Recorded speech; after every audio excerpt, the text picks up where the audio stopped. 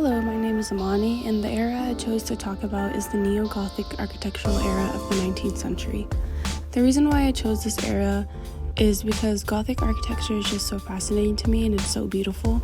The detail in the engravings on the buildings is just truly amazing, and the fact that they were able to engineer and allow such massive structures with giant arches to stay up and stable for so long always made me so eager to learn more about them.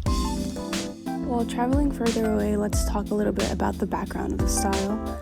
Neo-Gothic architecture is a style of building design that has roots in the original Gothic period.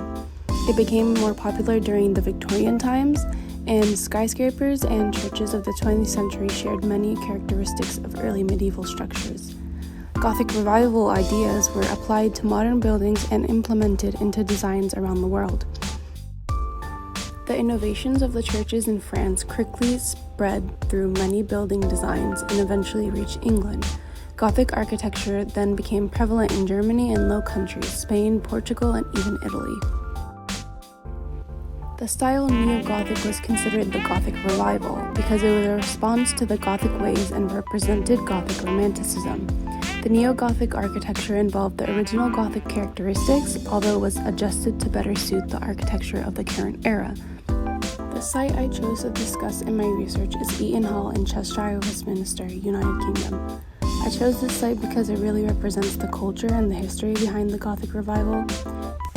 The way this structure was designed in 1802, when Robert Grosvenor inherited the estate, he decided that the style of the original building became old-fashioned, so he commissioned the architect William Porden to renovate it. The design of quote-unquote Porden Hall combined a mixture of early and late Gothic architecture to reflect the modern innovation of Neo-Gothic architecture.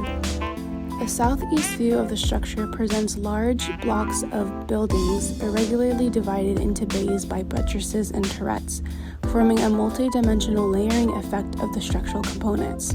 The structure is 3 stories in height, and wrapped around it is a battlemented parapet. The windows are filled with tracery and the walls of light-colored stone. The pavement of colored marble is arranged in geometrical patterns, and at the end of the hall are placed 5 arches supporting the gallery that connects to the south and north side bedchambers. The grand staircase is enriched with canopied niches placed in the middle of the west front directly beneath the landlights and skylight. John Ruskin in The 7 Lamps of Architecture claims that created beauty is analogous to natural form and is the way to ensure beauty. In my opinion, beauty in life brings us joy.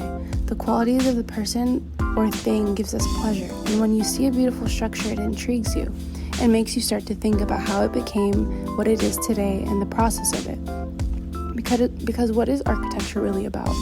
It is the culture, context, personal history, and telling a story through the elements of design and structure.